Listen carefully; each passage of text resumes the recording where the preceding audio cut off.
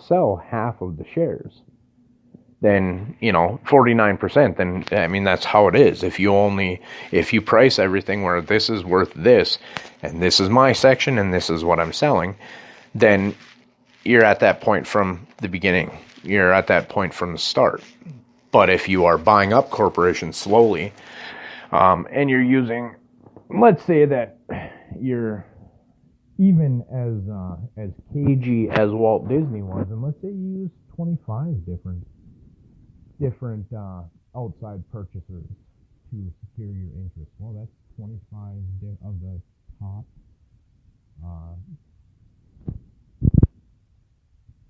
So 25 of the top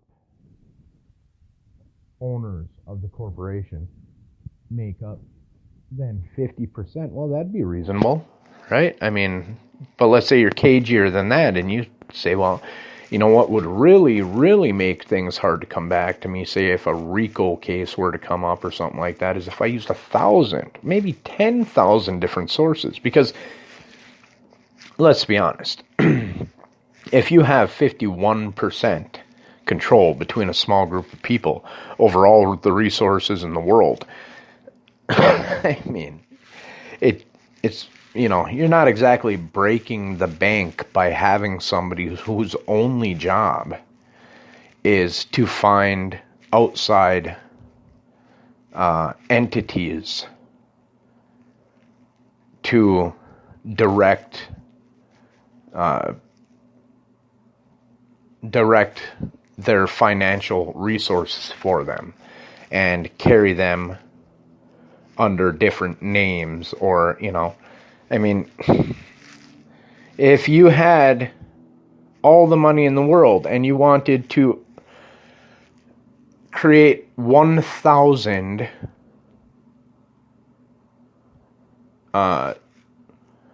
limited liability corporations tonight, do you think it would be tough? Because I can tell you it wouldn't be. It would be very, very easy. There are websites that's all they do is start businesses for people. That's all they do is streamline the process. You think 1,000 by a single person would be terribly hard? It would cost you money, of course. But if money is just this subjective thing that's been created and can be diced up as you see fit into an ever-growing number of portions, but no matter how many portions that's diced up into, you still own 51% of those portions, then it doesn't matter how you set things up, because you're never losing anything. If you own half the pie and you make a rule that, all of that as these, as necessary, you're going to create new notes of paper with pictures of men and buildings on them to stabilize an economy. But of course, you own 51% of everything. So immediately upon the creation of, say, $1 trillion new dollars, you own 510 billion of that.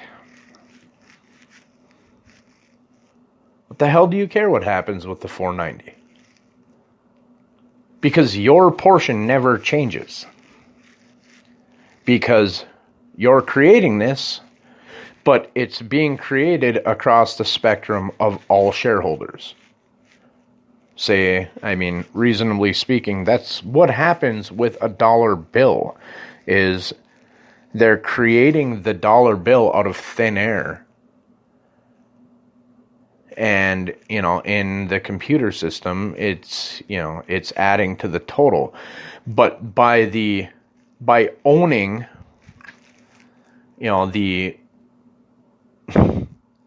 half of the pie no matter what, and by virtue of profits and of actual resource ownership, that these things are arbitrarily being created to represent, it doesn't matter. Your percentage will never change. I mean, you could buy more, which certainly I think is being done. But anyway, so that is bottom line of what I think is a very conspiratorial argument that wouldn't be tough, I don't think, to push across to people on a patriot line, on a populist line. I think that it would be an argument that could be made and made fairly successfully. All right, thank you so much for listening. This has been Paul at the Rent Supply Podcast. God bless.